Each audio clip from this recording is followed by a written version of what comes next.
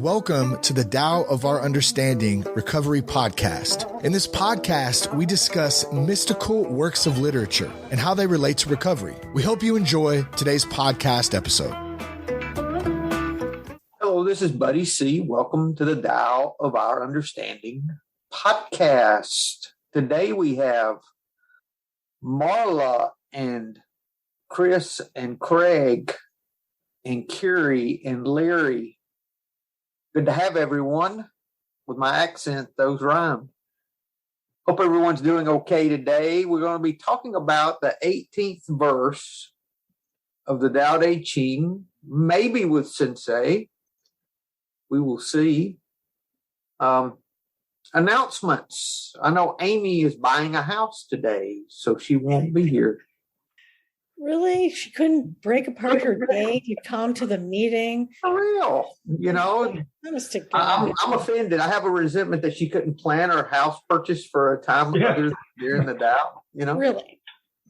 I can make up my birthday, then surely she could make it on a day by We house. did not go 90 seconds before Craig mentions his birthday. Just before I start eating all this cake, and you're like, what's going on? I just want to make sure you're all up to speed. Well, happy birthday, Craig. Thank you very much. You made it another year. Yep. Despite everybody else's predictions, I made it. Despite the adversities. We have our Facebook group. Craig, fill us in on how we're doing there. Yep. So the Facebook page is Tao of Our Understanding podcast Facebook page. 142 members. We're doing not bad. It's not an incredibly active group, but it's good for resources. We post this meeting into it, and we post the link to the meeting as well. So if you want to actually join the meeting, if you want to join in with the conversation, then you can join the group, join the meeting. It's 4:00 Eastern on a Thursday. We normally meet half an hour before the meeting. We'll have a little chat, just catch up with everybody because we don't see each other for a week. Find out what's been going on. And if anybody wants to comment on the meeting, or if you've got anything you want to contribute, if you come up with some more wisdom that we've maybe missed, which is possible, you can post it into the chat and we'll pick it up and we'll talk about it as well. So More than possible, it's highly likely. it's highly likely, yeah. Thank you. We still have our 9 p.m. Eastern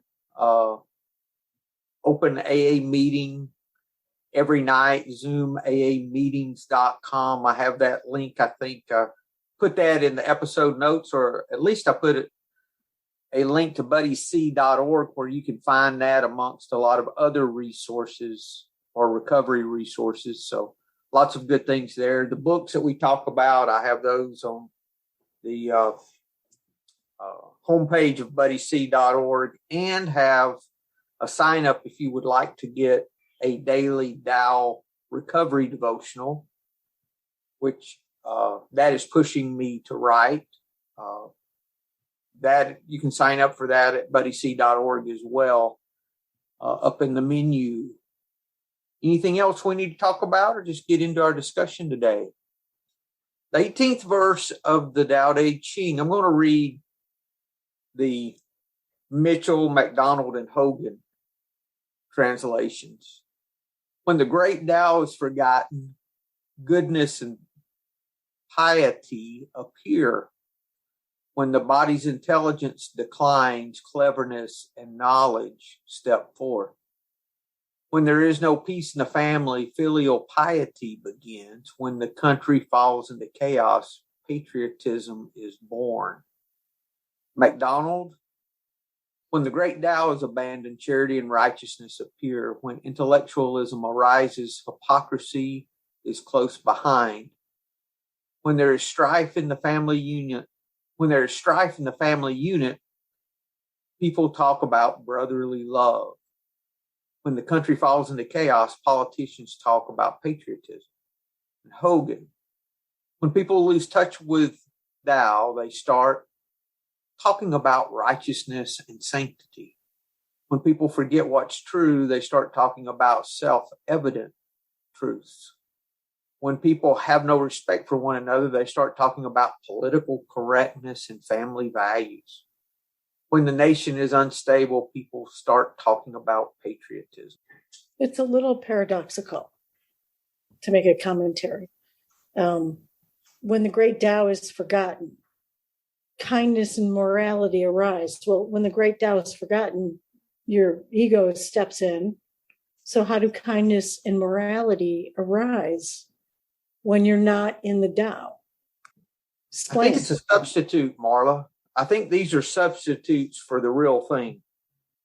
And these substitutes get greater and greater the further out and away we get from living this surrendered life. It's just more substitutes and more substitutes. Because with goodness and the first level, when the Tao is forgotten, which I think of the Tao as self-giving love, when that's forgotten, the first thing is that we have goodness and piety, which is morality and charity and kindness and concern. Not quite as good as self-giving love, but it's a substitute. And then when that's forgotten, we move to cleverness and knowledge, like self-wisdom. And when we move past that, we've got brotherly love. You know, we start doing things because we're obligated. How many times have you had a family thing come up and you don't want to go to it, but you're obligated to go? It's not something you're doing out of love. You're doing it out of a family obligation. That happens all the time. Yeah, Passover Seder's coming up next Friday night. And my sister is Orthodox, so we don't start eating till the sun goes down and then finish around midnight. I'm obligated to go. I can't back out. Yeah, exactly. Total obligation. It's painful, but it's a painful night, but I'm obligated. And then the final phase of that, they said, when the country falls into chaos, patriotism. So it falls back on even another layer of substitute. So all these are substitutes for the sincerity of living in the Tao. This is one of the few that don't end with, a solution. It's a spiral outward. It's giving, this is what happens at first. It's giving the meat at the first, and it's slowly, you're losing it the further down we go. Craig? It's kind of almost like a warning. This is the first stage of things going wrong. This is the next stage, and then we were talking earlier on today about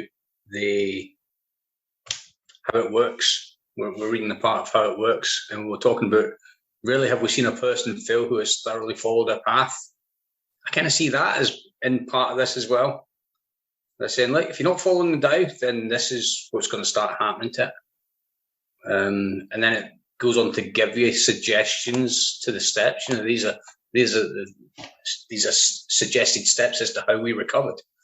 I think this is what we're seeing in this as well. It's interesting to see why it mentions they start talking about this, that, and other. Am I right in saying that there's a disconnect from what we should be doing to what we're actually doing? We're not practicing the Tao. We're just talking about practicing the Tao. Yeah, would that be? And a note I had was that we talk about beliefs and describing it instead of discussing our experiences of it. Mm-hmm. So it's almost like saying, I would like to believe in this rather than just believing in it. Or just say, this is what I'm experiencing. Instead of experiencing the Tao or experiencing the transformations that come when we start acting our way into right thinking, start doing the right things, and then our lives change. Instead, we start talking about it. And I think that's the movement from trying to think our way into right acting and acting our way into right thinking. That idea that our beliefs are going to change our life rather than we taking the right action and then it changes what we believe. When the Tao is gone, we talk about shadows and substitute. acting virtuous is not the same as being virtuous. See, these are actions that can look virtuous. Not that much different from last week when we were talking about either doing too much or not doing enough, not finding the balance there. There's some virtuous acting with those things as well. This was my interpretation to the 18th. I titled it Living from the Heart. When the way of sobriety, the way of love is abandoned in a life, actions are no longer from the heart.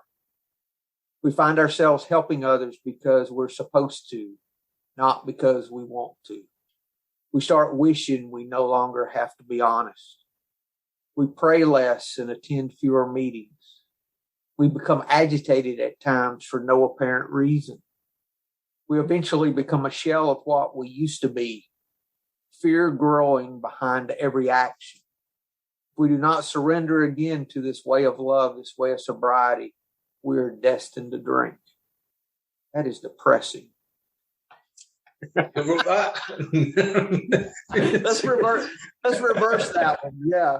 Let's play that one backwards, like the country song. We're going to play that backwards. We're not even. You end up getting your life back. Your wife comes back. Come on back. Yeah. But it's really true. It's a warning that, and any of us can fall into this. We can fall into this idea, and it's so easy to do. And for me, I can do it in a particular relationship with a person, or I could do it in parts. I could have a part of my life surrendered in where it needs to be, and me playing my part in another area of my life. And when I start seeing chaos and feel I'm doing things out of obligation when I really don't want to, that's when I need to pay attention, because I'm headed away from the Tao when I'm doing that. It's almost as if we're doing what we want to do rather than doing the next right thing. Or, yeah, and Craig, also too, that when we move from wanting to do to having to do, we need to pay attention. These are all red flags. Yeah. Marla? Yeah. So, hearing you, I need, and I do know this, I need to move from having to do this torturous dinner to wanting to do it, right? And feeling good about it. If possible, yeah. It's possible. I know. Well, I'm going the opposite way. I used to enjoy it. Now I don't. But you're right. It's time to look at it a little differently so that I can manage. Well, let's talk about that. How do we return? If we find ourselves in this spiral and we're losing our sincerity, how do we? First, it's great that we can notice it. We have to be able to see it, because I used to never see that. But I'm noticing it. What do I do? Well, for me, if I could find some gratitude, grateful that I get to spend the time with my family. In your situation, Marla, that they want you there. I don't drink. Yeah. No, and I know all that. And my sister's a wonderful cook also. And I'm grateful for that. And I'm grateful for the time I spend yet again with my family. They're my whole social life right now. So I spend a lot of time with them. So can you not eat anything during the day at all? Oh, that doesn't matter. Okay. It's, my bedtime is like, I start winding down at 8 when we don't start eating until 8. So I'm like, but I'll deal. I'll take a nap during the, I don't know, whatever. Yeah, you could, if you could find some gratitude. I have to. That gets me back in that direction. Yeah, because I'd feel really bad if I didn't go. And my sister would feel really badly if I didn't go, and like badly enough, that it would just hurt her feelings terribly. I'm not willing to do that. if I can find gratitude, that's where I can start. That's like I was taught when I do my amends, to start it with something I'm grateful for in that person and start there. And if I start the amend with gratitude, he said, are you grateful for anything in the relationship? I said, yeah, there's a lot of things I'm grateful for. He said, well, start with that. Start with what you're grateful for. Sure. What you appreciate in her. I said, okay. And I did, and it worked out great. If I can do that, that starts to draw me back. And sometimes I just have to find some way to be of service in the situation. I've got friends that have gotten squirrely at Christmas, and they just get up and start helping with the dishes or going and playing with the kids, doing something to occupy themselves and cleaning up the dishes, and all for the folks that were drinking. And they said that, I'm usually there drinking. What do I do? And they just got up and started helping. I was telling my story the other night to a group, and it was a bunch of musicians, and one of the guys just did a show out in Las Vegas. And he said, he'd only been sober 6 months. He said, I was getting squirrely. I just went over and helped all the road crew put all the equipment up. He said, I just had to get busy doing something, not sitting around thinking about it. So sometimes it's the simplest of tasks that help us to just put some action, to our feet and get us out of our head. Sometimes it's just that simple. Any other ideas on returning? Doing the next right thing because we want to, not because we have to. I was doing something the other day, and I realized, I said, I have to do this thing. I'm like, ooh, I don't have to. I need to find out why I'm having to now instead of wanting to. Didn't even realize I had made that shift. And I read this and thought about it. I said, oh, yes. It's so easy to move out of that place of rest that we can be in. I'm thinking about the bleeding deacons that you get in the meetings, the ones that are quite happy to sit and judge and criticize others and point the fingers and say, you should be doing this, you should be doing that, rather than the people that actually offer help. So rather than sitting criticizing and judging people, why aren't you offering to sponsor them? Why aren't you offering to help them? I think that we sometimes don't realize that where our salvation lies, where it's located. My peace and joy is in helping you. I forget that. I mean, it's not that I'm rewarded for helping you. It's that I am actually fed by helping you. Like, I believe that we're connected. And when I help you, what I'm really doing, I'm really not helping you. It may appear that I'm helping you. You may think I'm helping you, but what I'm really doing is helping me, because whatever I give is a mirror back. Is reflected back to me. So you've been tricking me for 4 years. I have. Sorry. All this time it's been about you, not me. It has. That's hard for people to get straight in their head, because you'll hear people in a meeting talk about it being a selfish program. Yeah. But it's really a selfless program in my thinking, not selfish. Because the only way that I get fed is by helping you. Now, if I come to help you because I want something, like I love you with hooks, I do something and I'm hooking to get something back, that's not loving. That's down the list. That's probably down close to the bottom there, chaos. Because everyone that comes at me in a way different than with the way of the Tao, the way of true virtue, they're going to fall in one of these categories somewhere. And it's interesting how it says that one of the 4 translations said when the great Tao is abandoned. The other one says when people lose touch. And 2 say when it's forgotten. So it's not something that is on purpose, I don't think. It's just if we don't maintain this conscious awareness, I think it's a warning to us more than anything. Yes, ma'am. We were talking about, a few of us this morning, how quickly sometimes a relapse happens. Like, one dude just, he had 10 years of sobriety, and one day he just decided to pick up a drink, and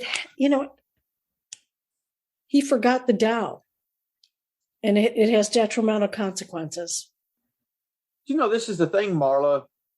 Did it happen really that fast, though? Or did he just think he was okay and then he found him play? You know what I mean? That he forgot it. There's all kinds of reasons why people believe, have relapses or whatever. He didn't really get into that. But, I mean, to him, he made a decision right then and there to pick up a drink. And that was that's how he explained it. He didn't mention anything working up to it. But I think he thought that he had it. I got this. Yeah, we know how funny that is. Yeah, I don't think I ever have it. But it took a few takes to get that. Yeah. And now as I'm running my life, it's like I realize I don't got anything. The minute I think I have something, I don't have it anymore. Yeah, one of those phases was knowledge, wasn't it? Cleverness and knowledge. Here's a quote. If you have nothing to ask for in your mind, that state of mind is called the Tao. That reminds me of what I learned in Zen meditation, that there's really nothing for me to ask for. There's nothing for me to attain. There's just awareness of what already is. That I already have everything. I just don't see it. I just don't know it. Right. It's about knowing. It's not about learning. That's why in the second step, it talks about being restored to sanity. Somewhere you've already been and you've just forgotten it. Like these verses say, we forgot it. We've lost touch. Or we've taken it for granted. Yeah. I think that's why we've got to, Craig, continue to do that 11th step is so important. Every day is improving that conscious contact with what is, and just doing that on a daily basis. With everything. Yeah. Yeah, you got to do it through and through. 11th. Yes, Kerry. What is the 11th step? I don't have my book. Sought through prayer and meditation to improve our conscious contact with God as we understood him, praying only for the knowledge of his will and the power to carry that out. Can't believe I quoted it correctly. Yeah. But this is the thing, praying only for the knowledge of his will. You could say, and the power to carry that out. I used to think that said, I'm praying for the will of God in my life. God, have your will in my life. That's how I used to think that, what I thought that said. But the further I go, the more I realize that this virtue that's happening all around me, this force that's going on of life that's moving, is happening. I just can't see it. And what I'm asking here is, let me see what is really happening around me. That's already happening, whether I'm seeing it or not. And let me be aware so I can do what we learn, that I can stand on what is already moving, that I can see where things are going and go there, instead of pushing against everything and fighting and kicking and screaming. And what do I do? How do I do that? I just follow love. If I follow where compassion and kindness, if I can't follow that, how about acceptance? Let's just start there. Accepting what is, And I like it. One day I was reading something and someone was talking about the Tao is about balance and all these things. I said, what does it say? It says the Tao Te Ching, the book of virtue, not the book of balance. And then I started looking for all the ways that the Tao talks about virtue and how virtue works through this thing. And that the Tao doesn't take sides, but it's always on the side of the one who forgives. And these things, and I'm thinking, no, wait a minute. There's a way of virtue that works in my life. And then I read the Zen teachers that talk about, when you get rid of your selfishness and your fear, that's all that's left is compassion. Joko Beck talks about that almost constantly in her books. And then all these other teachers I've listened to, they've all say the same thing, that loving kindness is what's there when we get rid of our selfishness and our dishonesty and our resentment and our fear basically. Okay. That makes sense. So each of these, to me, appear to be, if you get away from the center of the Tao, if you're thinking about it like a wheel, the further out the spokes you get, each of these descriptions would be a little more self to try to keep things moving, when you should be in the center there with the Tao. And all of these are just ways that self can substitute for the real thing. I think Wayne Dyer called this learning to live without rules. That was part of his thing on this. We used alcohol for a substitute as well. When we lose the Tao, we start talking about what we do not have. We start performing and eventually resenting. We start complaining. I started complaining when I was a kid, when one of my siblings would take a toy away or something. That's just part of our DNA, to complain. Yeah, but we're finding this better way to live, though, Marla. If we find ourselves complaining rather, moving away, that's how I move away. Because we're talking about the substitute now. We're complaining is we're not grateful for what we have. Instead, we're just thinking about what we don't have. And complaining's not really accepting, is it? No, it's not. No, it's not. I have nothing to complain about right now. See, you're in the Tao, Marla. Congratulations. There's the compare thing too there. Yeah. Thank you, Chris. Yes, it's the comparison. Yeah. We describe. We talk about belief instead of experience. Yeah. I think about in the back of the book, the blue big book he's pulled out a second ago, back on 421. Serenity is in direct proportion to my acceptance. I sure do like my serenity when I can get my fingers on it. And that acceptance, I understand it's in direct proportion to that. So the more that I can accept, the more serene I find myself. So yeah, this all does really tie together very, very well. Thank you, Larry.